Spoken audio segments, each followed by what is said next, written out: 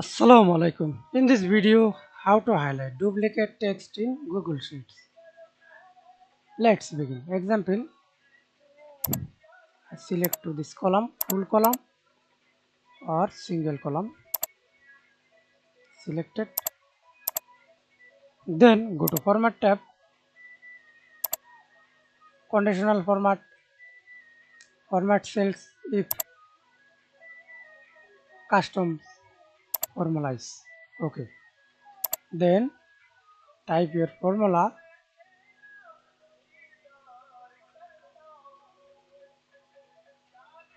Count it.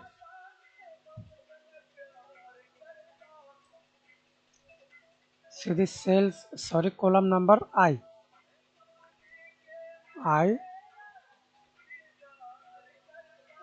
Again column number I,